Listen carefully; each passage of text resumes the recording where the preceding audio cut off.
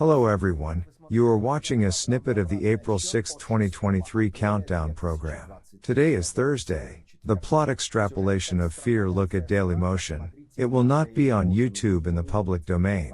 See the full version on Patreon. And thanks to everyone who is becoming our patrons right now. The closer the counteroffensive of the armed forces of Ukraine is, the more clearly the fear in the eyes of Putin and the confusion of his entourage are visible. Medvedev's textual tantrums are a marker of the level of fear surrounded by a bald head, and the toxic outcast himself, as expected, is morally weakening every day, but the Hague curse is getting stronger. At the presentation of his credentials in the Kremlin, Putin did not come close to the ambassadors. I just read the speech from a gilded podium placed at a decent distance and noted the decline in relations with the United States against the background of the flourishing of diplomacy with Zimbabwe. After that, his speech was covered by a deafening silence of those present. No one dared to applaud the speeches of the criminal. After an awkward pause, Putin darted into his bunker, not even accepting letters from the ambassadors, hiding behind sanitary requirements. In fact, Putin is afraid that he will be poison corny. After all, he himself is a great specialist and lover of poisoning his opponents, and he knows perfectly well how this is done. Even on the protocol video, the fear in his eyes is clearly visible. And this is good, because in this state the dictator will definitely start making mistakes. His rushing to Mariupol under the cover of night was caused by the urgent need to demonstrate his fearlessness in front of the lads after the issuance of a warrant by the Hague Criminal Court, but somehow it did not turn out convincingly. Now, when the date of the offensive of the armed forces of Ukraine is getting closer, and the voices of experts predicting the imminent defeat of the Rashists are getting louder, Putin is calculating his own risks. He ruthlessly fires the generals he holds responsible for miscalculations and failures. According to British intelligence, the Russian Defense Ministry dismissed Colonel General Rustam Muradov from the post of commander of the Eastern Group of Forces in Ukraine.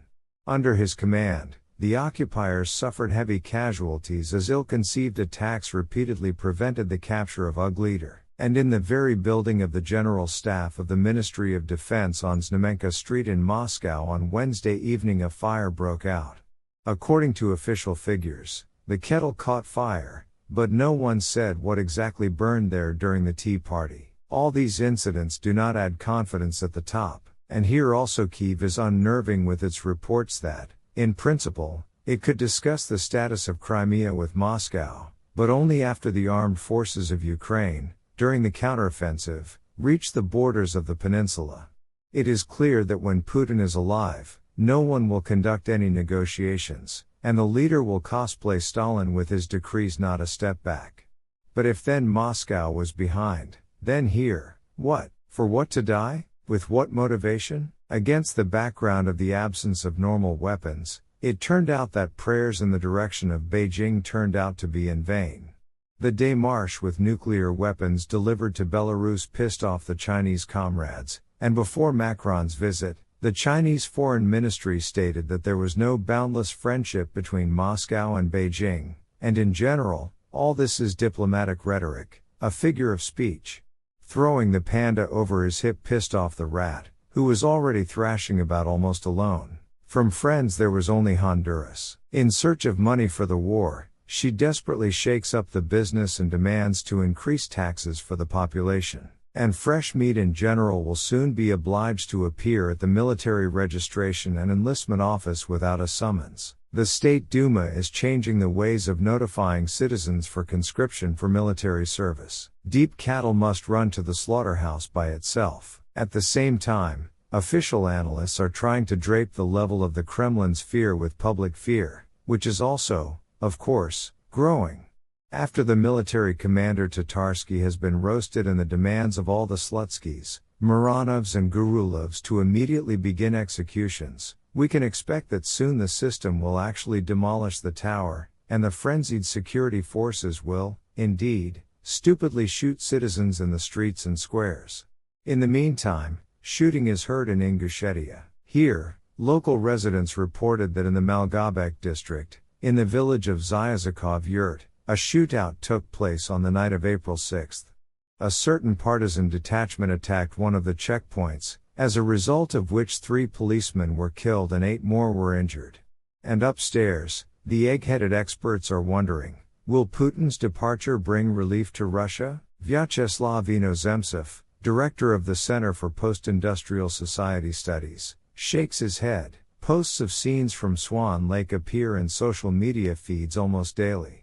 It is quite likely that Putin's departure will open the prospects for change, but, in my opinion, this event in itself will rather make them less than more likely. The given freedom and democracy, as the experience of perestroika has shown, are valued cheaply, and if a society is not able to rise up to defend them when the spanner realities become more and more obvious and unbearable, it is naive to assume that it will immediately change with the disappearance of one specific autocrat. Who does not believe, let him look at the same Venezuela. End of quote. Comparison with Venezuela, by the way, is correct, against the background of the fact that the dollar is already worth more than 80 rubles, most likely, the ruble is waiting for the fate of the bolivar. The central bank is wanging. Soon there will be no dollars, no pounds, no yuan. Everything is correct. Only Putin will remain, if he doesn't die of fear.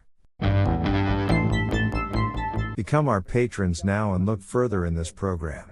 The Bulgarian authorities closed their ports to all Russian ships, regardless of the flag under which they sail. There was no trace left of the Bulgarian admiration. French President Emmanuel Macron met with Chinese leader Xi Jinping. An hour and a half of communication was frank and constructive. The boys in the Kremlin are already spitting.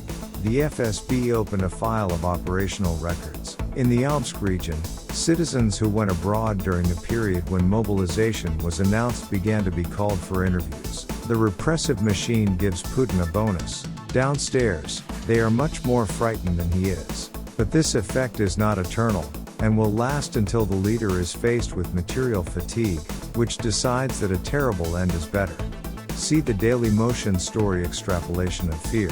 The Lithuanian Seimas adopted a resolution on inviting Ukraine to NATO at the Alliance's summit in Vilnius. And that is all. See the full version of the program on the Patreon resource. And thanks to everyone who is becoming our patrons right now. I hugged everyone.